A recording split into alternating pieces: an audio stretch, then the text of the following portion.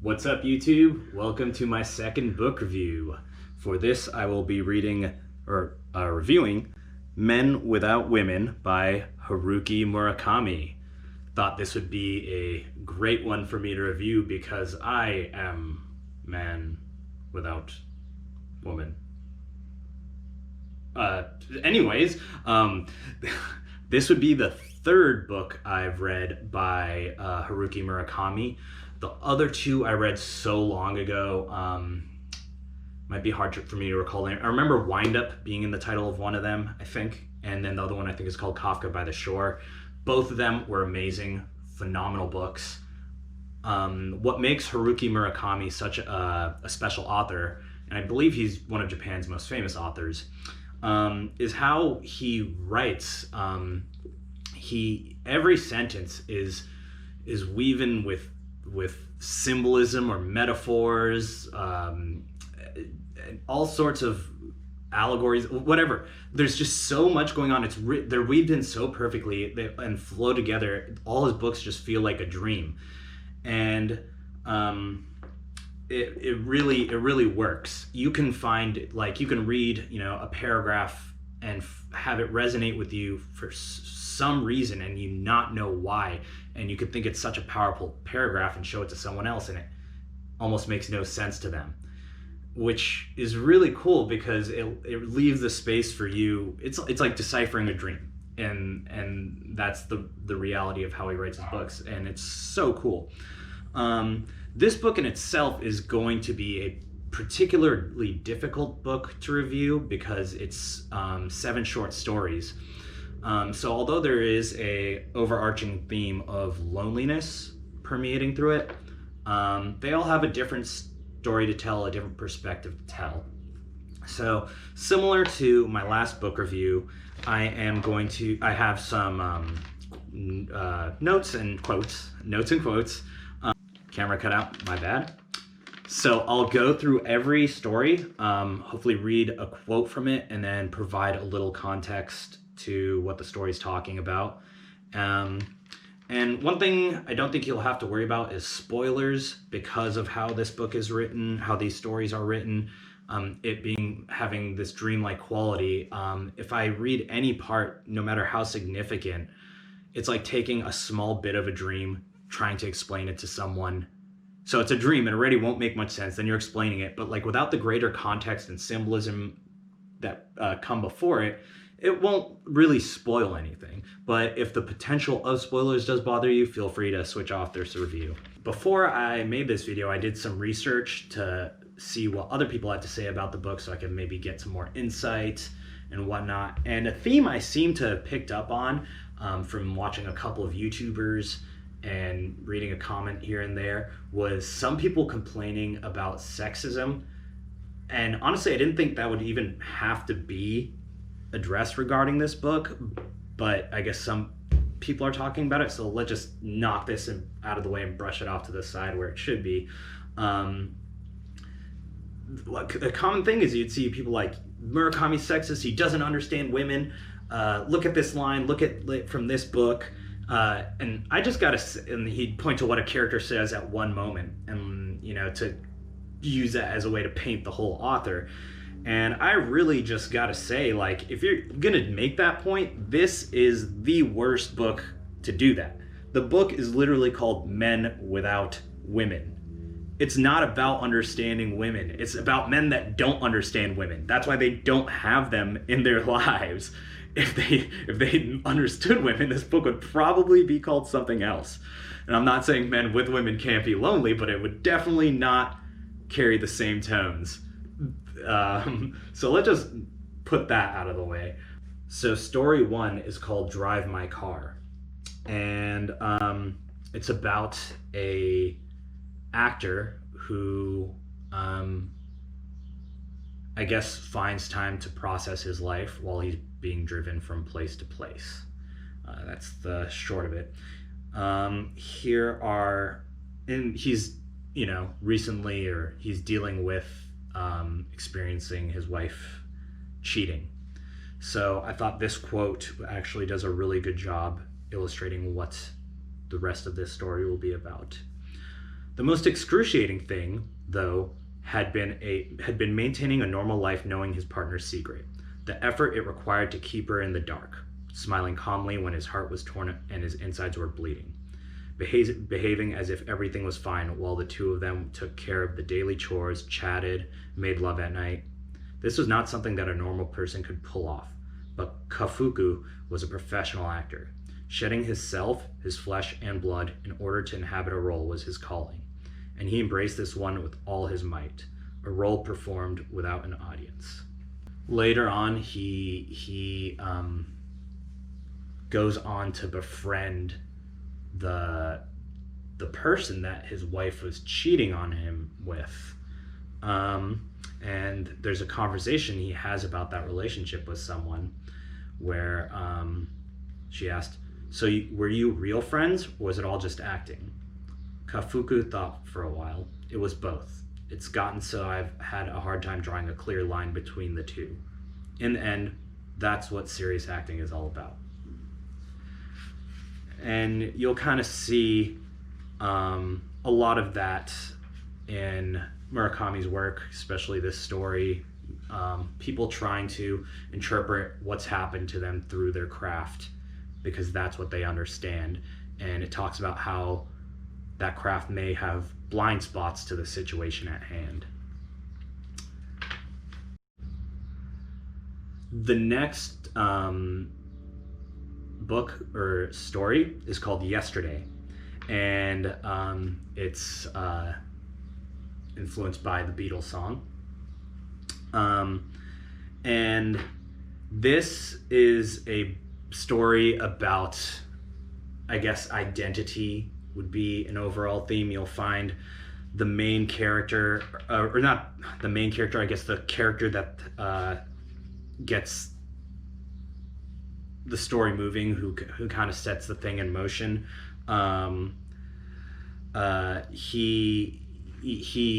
You find that he speaks like a different dialect of Japanese than everyone else from where he's from, and he just decided to learn it one day. So you can kind of see hints of a guy, I guess, trying to change who he is. A lot of this deals with his relationship with a girlfriend or soon-to-be ex. And that character goes, Kitaru shook his head. "I just couldn't. I've known her since she was a kid, and it's kind of embarrassing, you know, to act like we're just starting out and to take her clothes off, fondle her, touch her, whatever.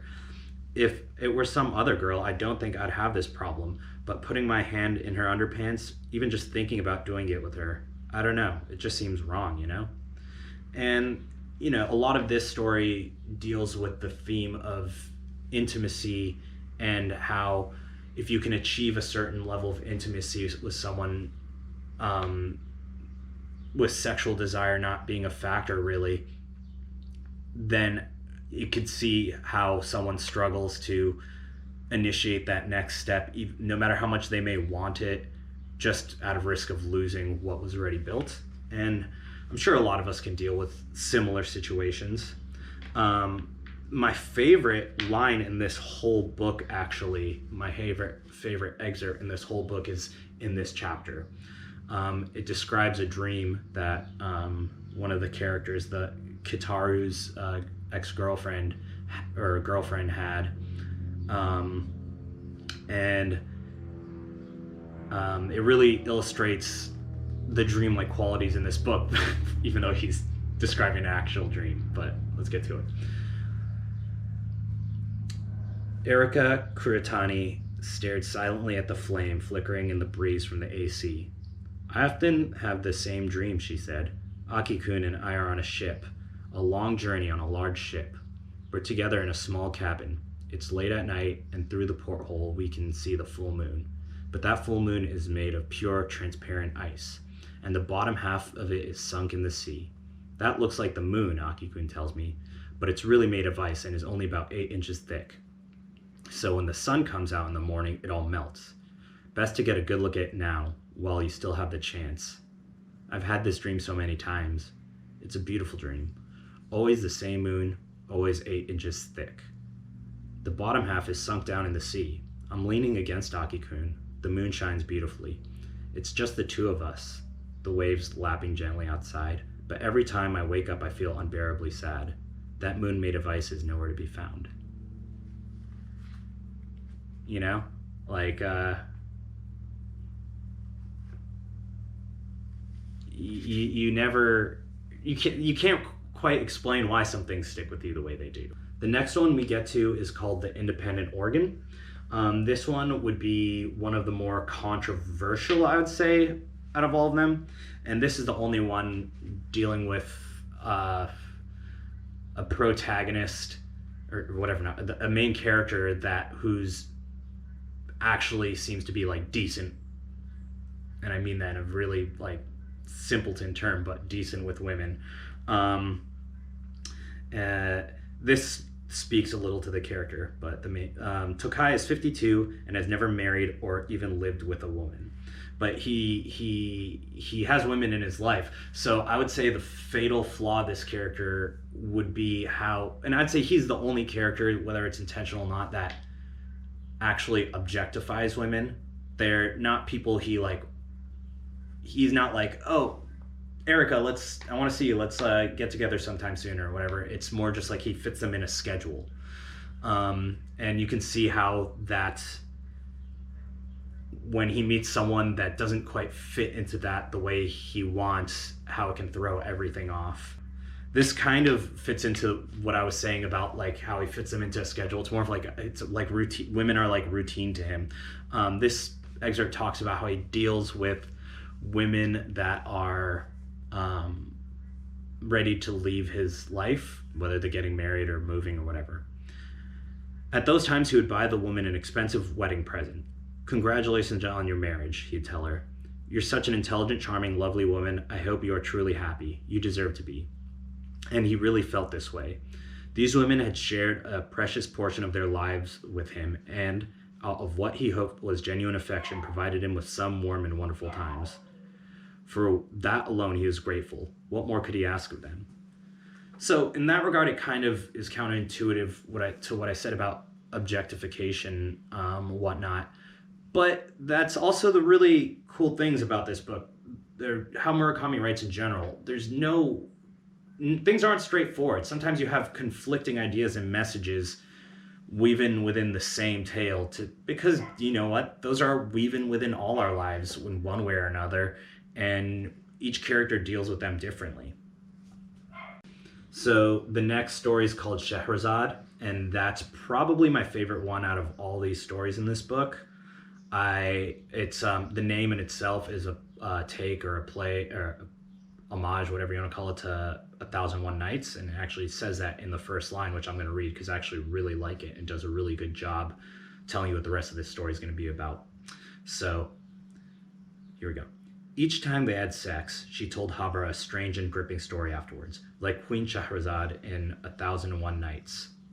And about a page later, it goes, enthralled, Habra was able to forget the reality that surrounded him, if only for a moment.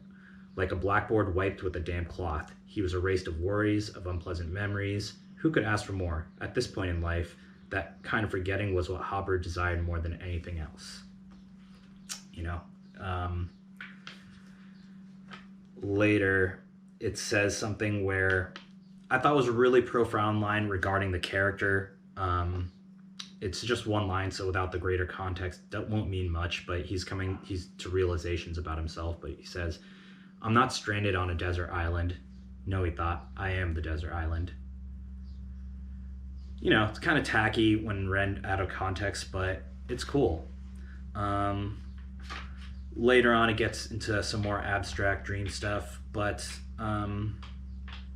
there's one line towards the end that I really vibed with, which was describing his relationship to Sheherazade. To lose all contact with women was, in the end, to lose that connection. What his time spent with women offered was the opportunity to be embraced by reality, on the one hand, while neglecting it entirely on the other, with the stories. So, I don't know, that's cool. This next one, Kino, I would maybe say it may have been my least favorite, but I really did enjoy the pacing of it and the greater aesthetic of where the story takes place. This is a guy who about a guy who recently found out his wife was cheating on him. So as a result, he packed up everything and decided to move and open a bar somewhere. And he uses that bar as kind of just a safe space, almost a really comforting space for him. And what I liked about this story and what I didn't like about it are kind of the same thing. There seems to be a lot of mysticism and symbolism that comes up, and I enjoyed it and how it was weaved in, but what I didn't enjoy is I didn't quite understand the conclusions I came to about the symbolism. I'm not comfortable on, I didn't quite understand that, and maybe that's my fault, but maybe it was just too vaguely written, and maybe it's just up for interpretation. There's in this one, let me get my notes. The quote I liked would be here.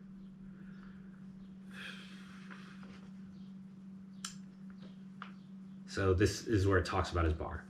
The betrayal had been a shock for sure, but as time passed, he began to feel as if it couldn't have been helped, as if it had been his fate all along. In his life, after all, he had achieved nothing and had been totally unproductive. He couldn't make anyone else happy, and of course, couldn't make himself happy. Happiness? He wasn't even sure what that meant. He didn't have a clear sense either of emotions like pain or anger or disappointment or resignation, and how they were supposed to feel. The most he could do was create a place where his heart, devoid now of any depth or weight, could be tethered, to keep it from wandering aimlessly. This little bar, Kino, tucked into the back street, became that place, and it became, too, not by design, exactly a strangely comfortable space. Strangely comfortable. Because it gets a little weird, and the story takes it places for sure. Later, his ex-wife visits him at the bar, and this little dialogue ensues, or this snippet of it. Quiet, clean, and calm. Very you, a short silence followed. But there's nothing here that really moves you. Kino imagined that these were the words she wanted to say.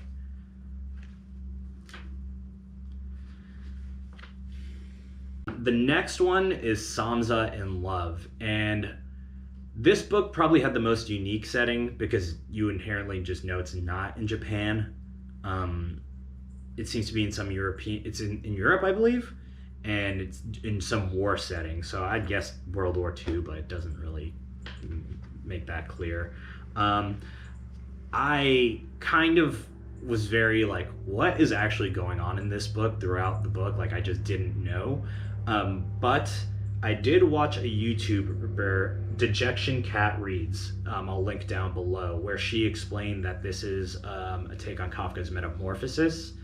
I haven't read that, so if you did read that, you'd probably take a lot more from this story.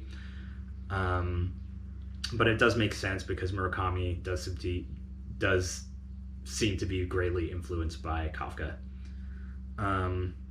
So that's what I have to say about this. I'll go to a quote from it, and then we'll move on to the next one. It's strange, isn't it? The woman said in a pensive voice. Everything is blowing up around us, but there are still those who care about a broken lock and others who are dutiful enough to try and fix it. But maybe that's the way it should be. Maybe working on the little things is as dutifully and honestly as we can. Maybe working on the little things as dutifully and honestly as we can is how we stay sane when the world is falling apart. Seems kind of relevant to today.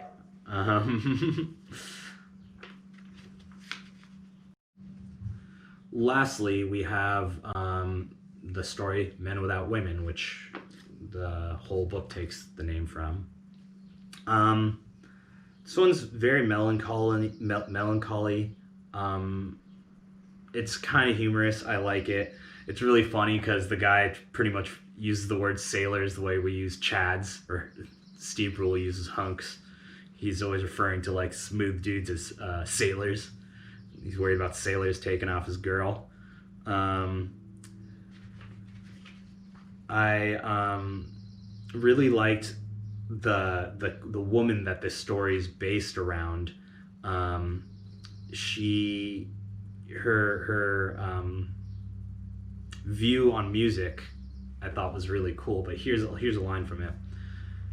The real reason she likes elevator music a lot, by the way, but the reason I like this kind of music, M said one time, is a question of space. Space? When I listen to this music, I feel like I'm in a wide open, empty place. It's a vast space with nothing to close it off. No walls, no ceiling. I don't need to think. I don't need to say anything or do anything. Just being there is enough. I close my eyes and give myself up to the beautiful strings. There's no headaches, no sensitivity to cold, no periods, no ovulation. Everything is simply beautiful, peaceful, flowing. I can just be.